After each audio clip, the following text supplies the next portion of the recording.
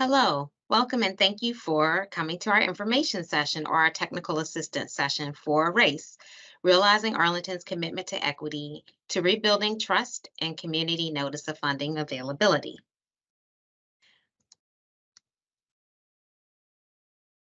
This presentation and NOFA is a partnership between Arlington County and the United Way National Capital Area.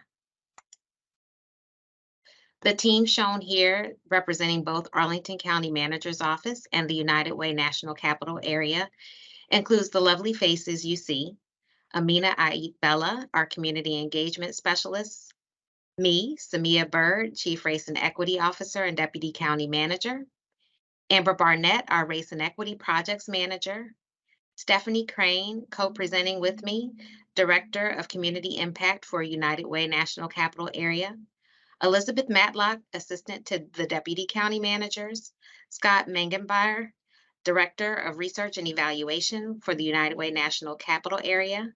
Sarah Tracy, Director of Public Engagement, and Aja Holland, Community Impact Manager and Contractor with United Way National Capital Area.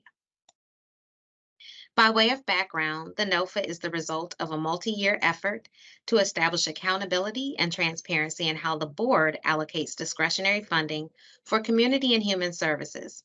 Specifically, it establishes a competitive process that centers equity not only in how discretionary funds are considered and awarded by the board, but also in terms of giving agency to nonprofits to present to the county the needs in the community and how they can be met to address inequities, racial disparities experienced by those who are marginalized, unserved, underserved, unrepresented, and underrepresented.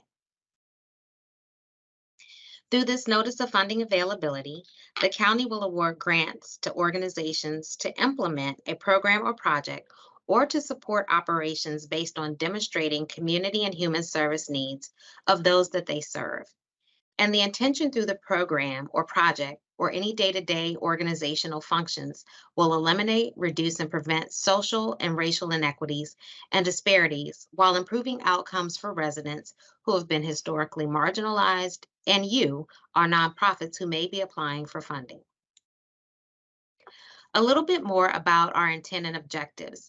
Here you see normalize, organize, operationalize, and assess, which happen to be the goals for the county's race strategic framework. When we talk about normalize in the context of this NOFA, we're talking about trust that the community-based organizations know and understand the needs of those that they interact with and serve, and can request and speak to the root cause of those issues and the resources that they need. When we talk about organize and operationalize here, we're speaking to transparency in the process and how to build the structure to institutionalize and implement it. That there's a process for funding that is supported and represents centers voices and needs of those most impacted and positioned to respond. Lastly, when we talk about assess with respect to our NOFA, we're talking about both tracking and measuring outcomes for impact and accountability for and to our communities and grantees. As such, this NOFA and responses can be provided in both written and audio format. And so you'll see here on this slide that when we talk about written format, and we would love for you to follow along with us with the NOFA itself, which is posted online, the first two sections of our NOFA are provided in written format, and there's a maximum page limit. The responses to section 3 and 7 through 7 should be about 10 pages maximum. And this limit does not include a logic model that you'll be asked to provide, our budget and budget narrative that you'll also be asked to provide, and then a chart about our staff and board, your staff and board contributions. And there's some other required attachments.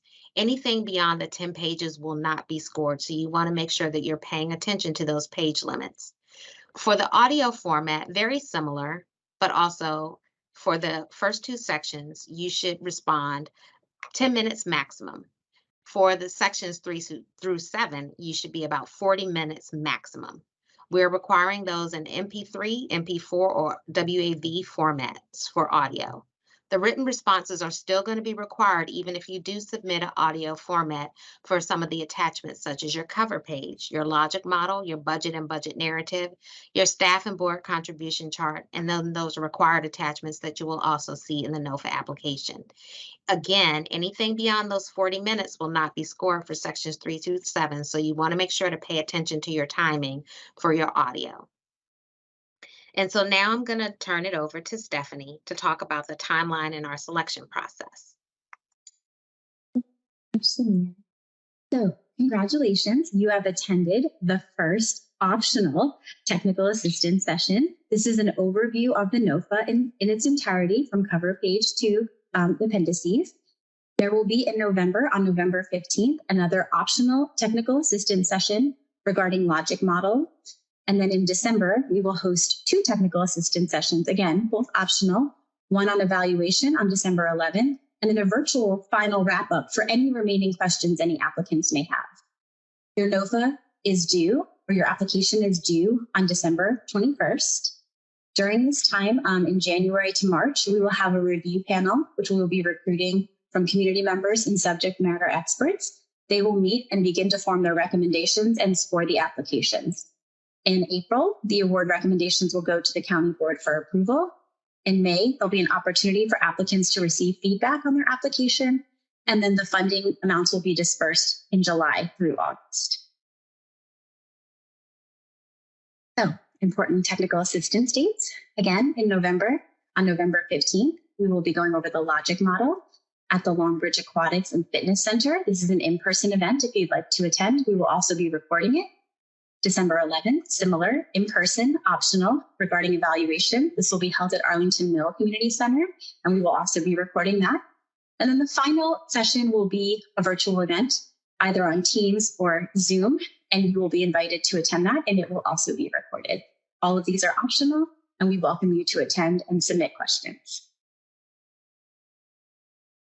So if you are selected and awarded to be a grantee, before funding is dispersed, the awardees will have to be up to date on the following. You will need to have a county business license, a taxes per the Commissioner of Revenue, if applicable.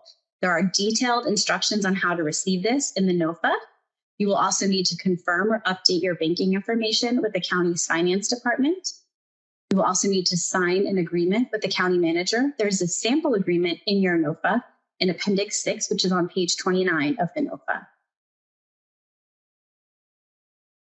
Now we're going to discuss the proposal evaluation process and how the proposals will be scored. So this is what you can expect through the process.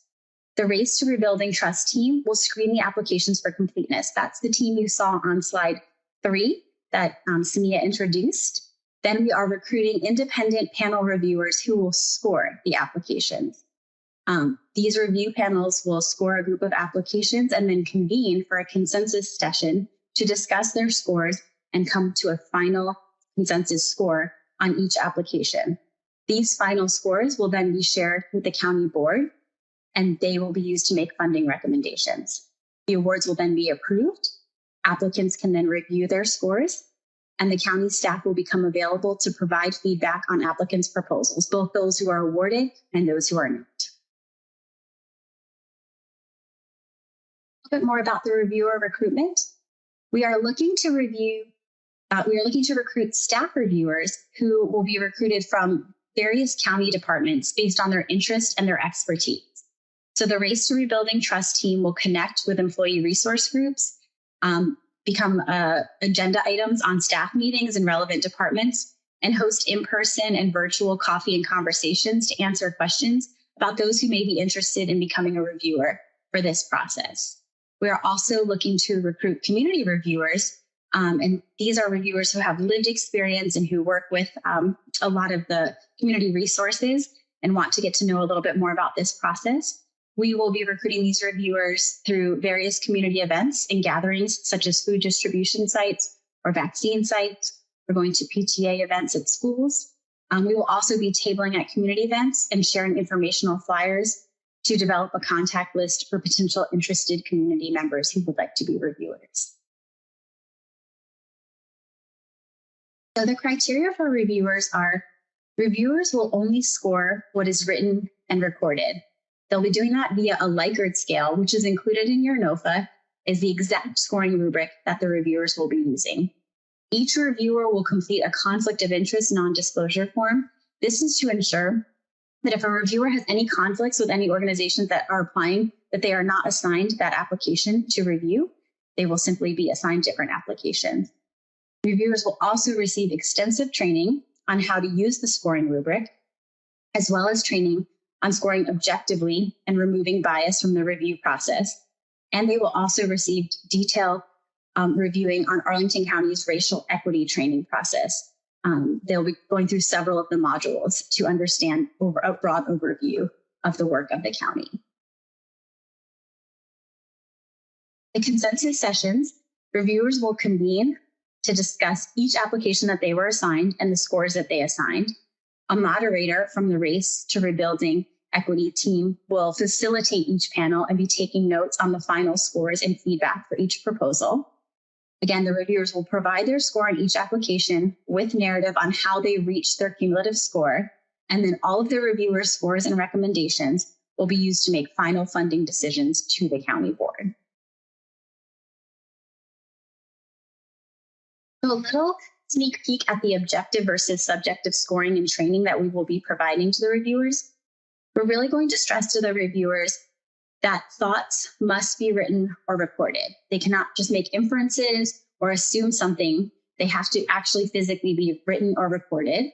Resisting comparisons. So not scoring applications against each other, but rather just scoring them individually as their own isolated application based on the rubric.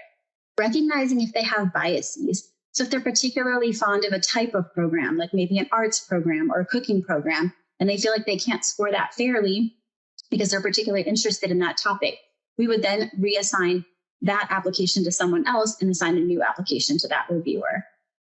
We'll concentrate on content rather than grammar. So again, looking at the overall picture and not if a semicolon or a comma is out of place, but rather, do they convey what they're proposing clearly, and are you able to score that using the rubric? And then we ask reviewers to read or listen and score and comment one section at a time. As you will see in the NOFA, the rubric is broken out section by section and question by question, and that is how the reviewers are going to be trained to score, and that's how we request that the applicants respond to this NOFA. So for example, in the objective versus subjective scoring, we will walk through how to provide helpful feedback and comments, including providing strong comments such as the application was clear in its delivery of methods and provided specific examples of how it creates impact for youth. Or the application was specific in explaining its evaluation methods, but needed to provide more details in how they use data to make improvements to their program delivery. Versus a weak comment, which would just be, this section is horrible, or please provide more detail to score higher, or I really like this. One thing we stress with the reviewers is not to use I statements, but to genuinely use the actual language of the NOFA in their comments to help shape the applicant's future performance. This is a sample of the actual rubric. So as you can see, the question for section 3, the very first question, describe the need your proposal will address, include any relevant data, stories, and details, is on the far left-hand side. And then the applicant will then write their proposal or record their proposal accordingly. So ideally, you're aiming to cover all the topics in section 3 under the excellent. Similarly, all of the reviewers will be scoring that way. They will use this as a checklist. They will go through your application and check off each one that you have covered to determine which point category you fall in. Either 0, did not respond, 1, acceptable, 2, good, 3, excellent. The score will automatically populate, and the reviewer will then be required to write written notes on why they scored the way that they did. I'm going to turn this back over to Samia to close us out. Thank you. And so now we're going to talk a little bit more about actually completing the application.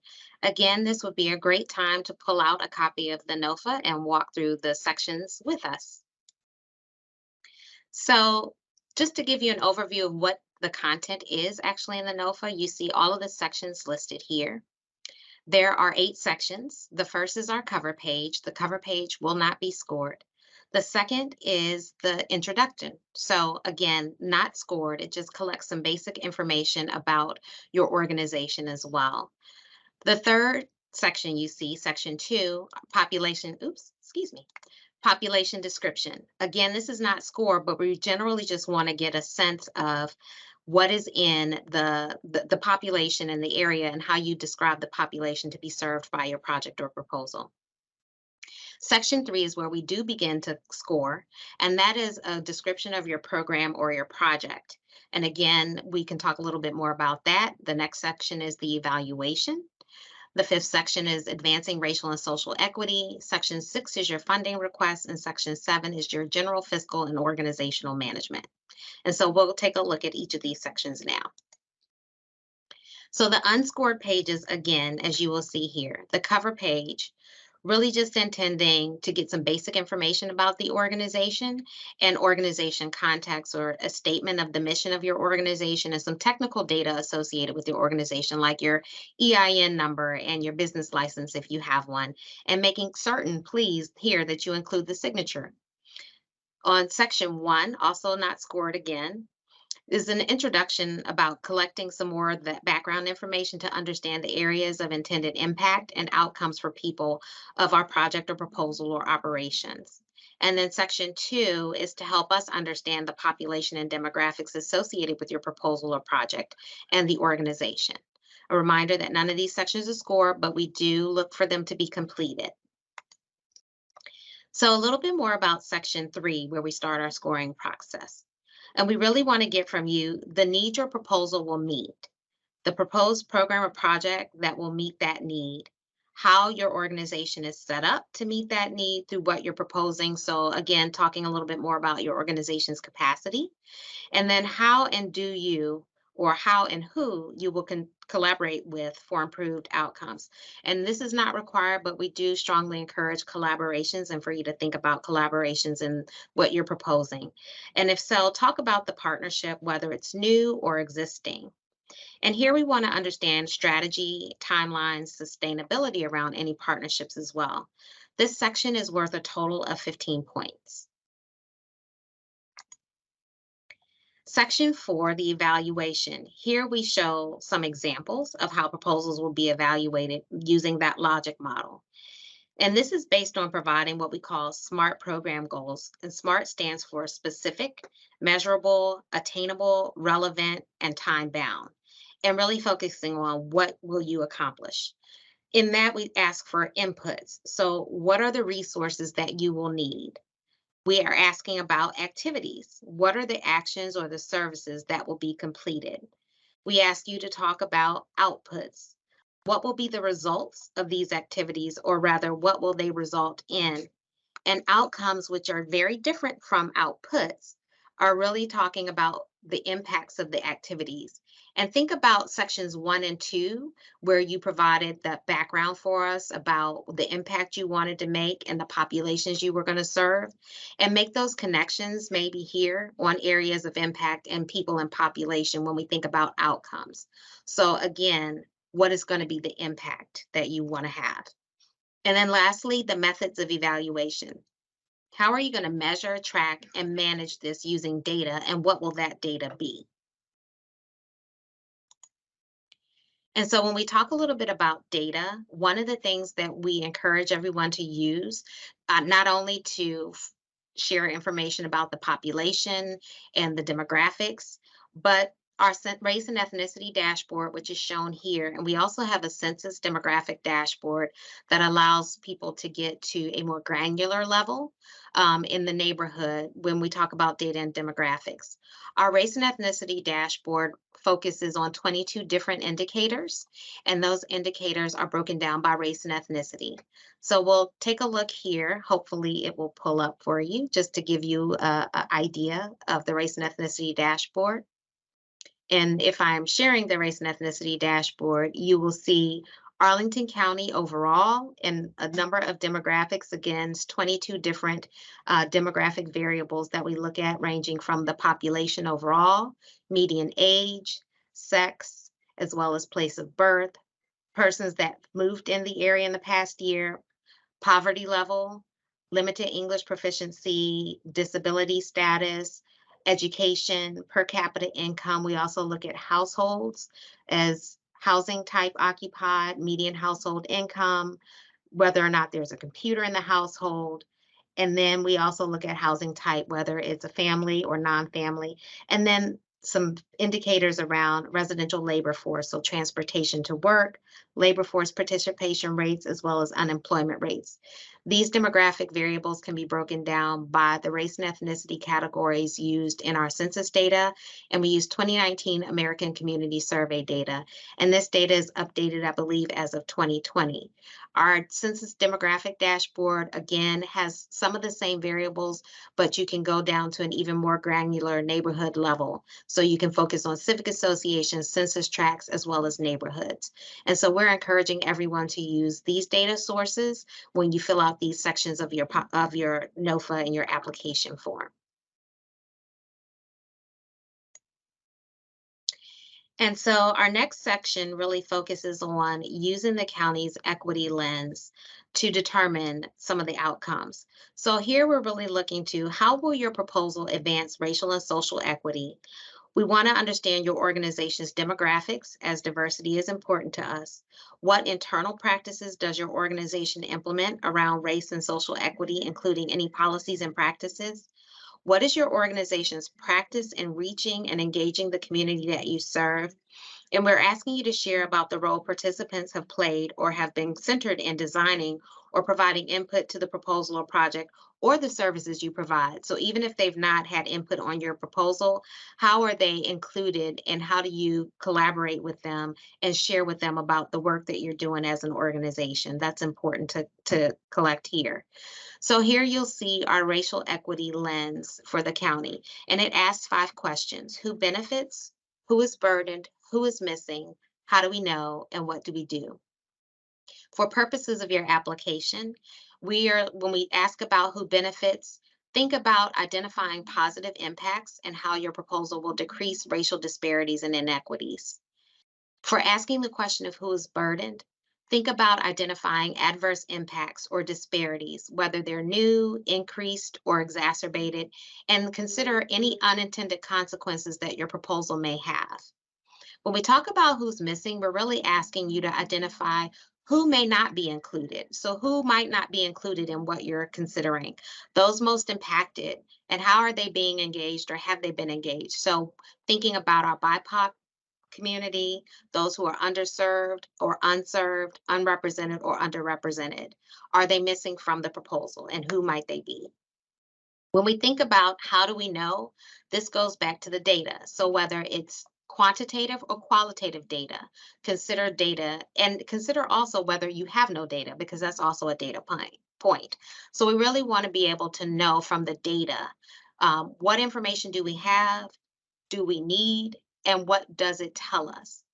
And then lastly, when we think about what do or what did we do, well, that's your proposal, right? So what are the strategies that you're going to develop that will enhance the positive impacts, those benefits that can reduce negative impacts and disparities, the burdens, and then to engage and center those most impacted, again, who might be missing, and then evaluating how well we did and what did we do for community impact. So again, your proposal, your project really should speak to the strategies to mitigate any unintended consequences, to play up any benefits, and to mitigate again any of the disparities that might be produced as a result of what we're considering here.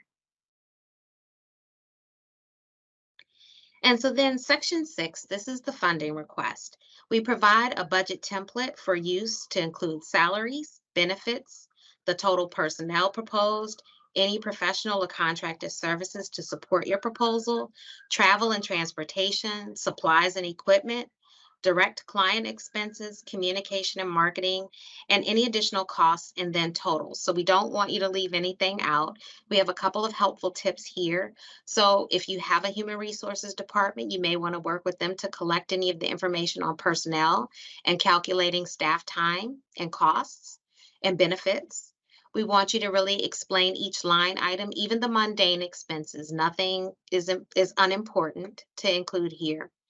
Also explain how your line items relate to your program or your project implementation. So making that connection between what you're proposing in your budget and what you're proposing in your program and project and how you're going to implement it.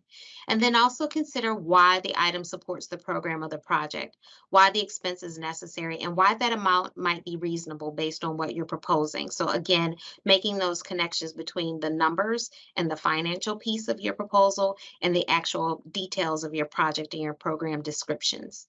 And then again, don't assume reviewers understand. So what may be clear to you may not be clear to your reviewers. So making sure to provide any details that you think will be helpful to helping a reviewer understand and make the connection between what you're proposing in your program or project and operations and the resources that you're requesting to implement them, making sure all of that is clear.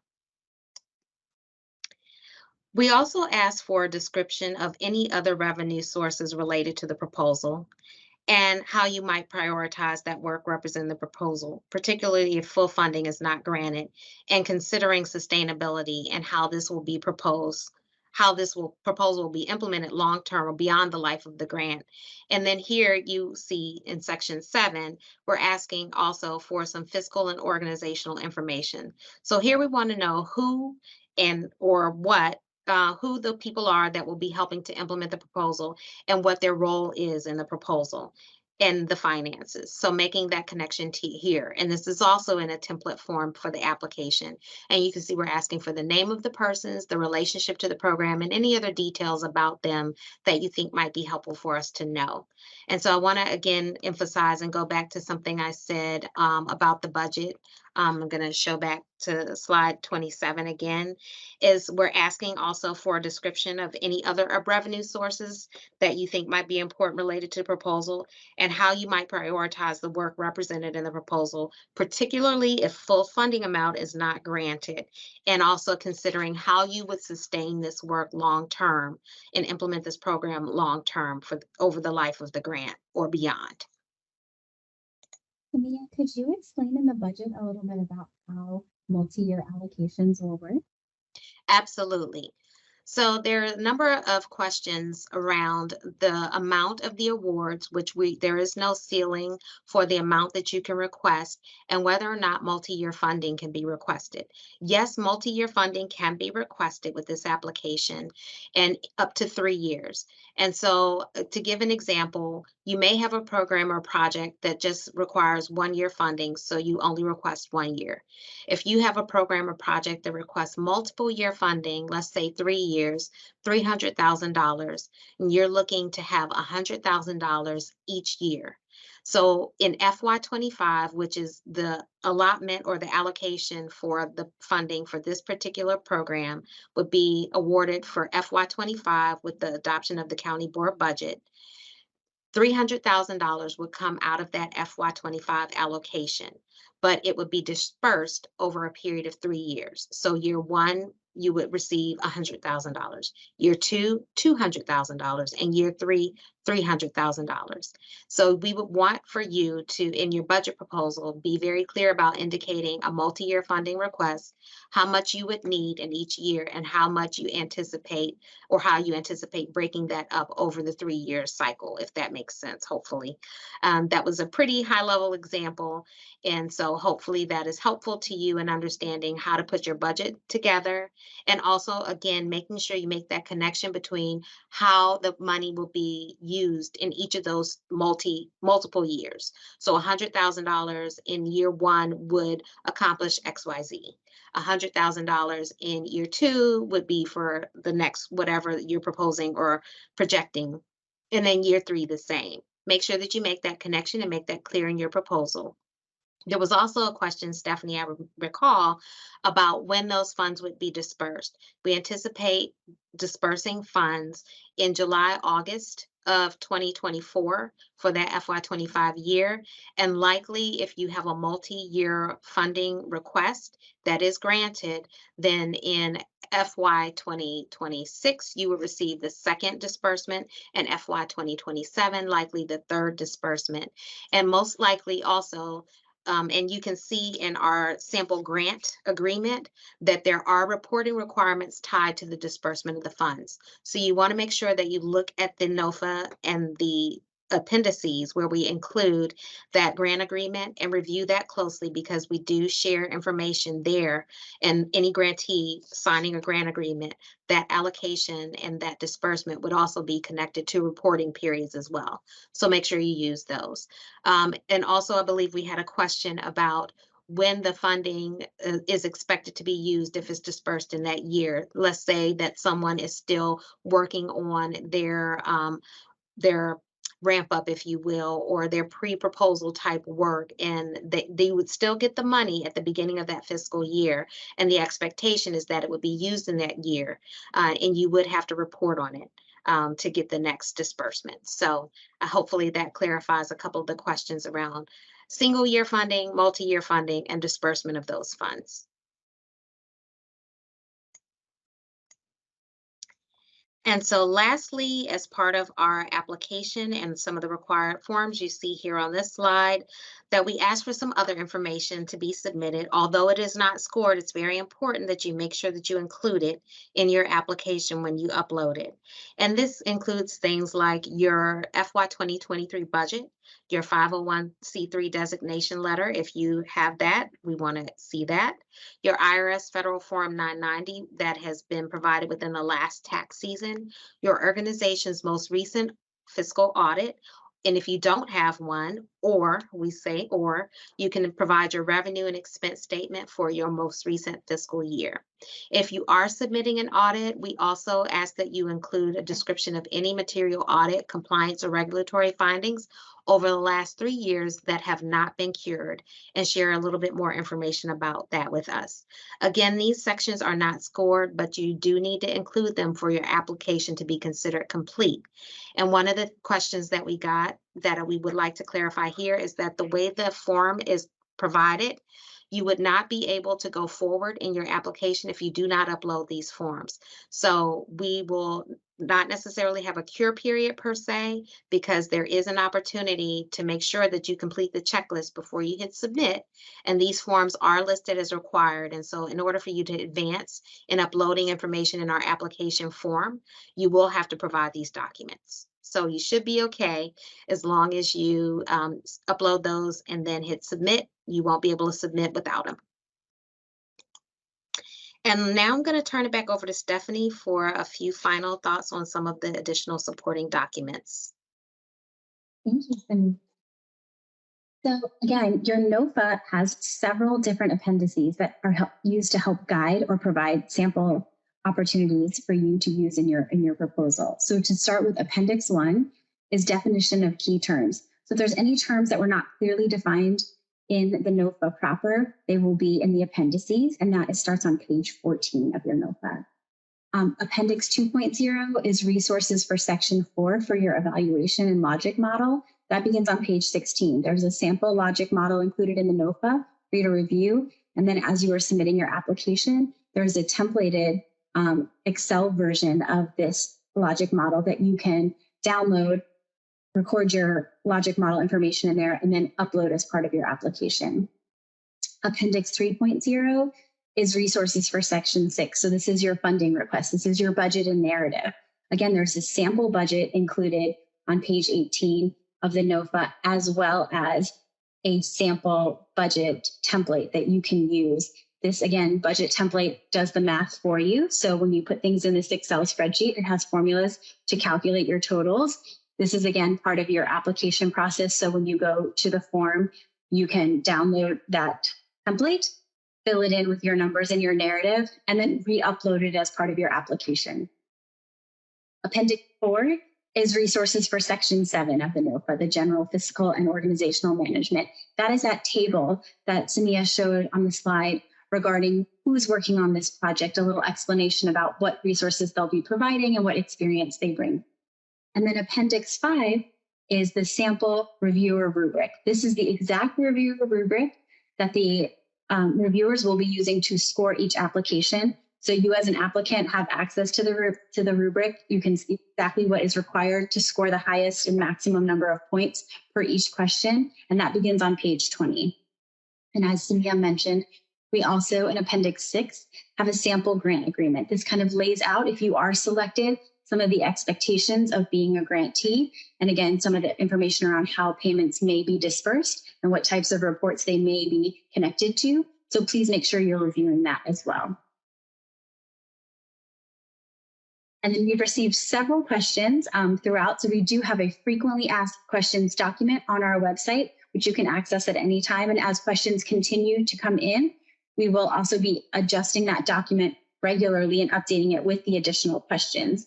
And on the last slide, we have our equity NOFA at arlingtonva.us, which is the email address that you can use if you do have any questions that you do not see covered in the frequently asked questions or as you are going through your NOFA process.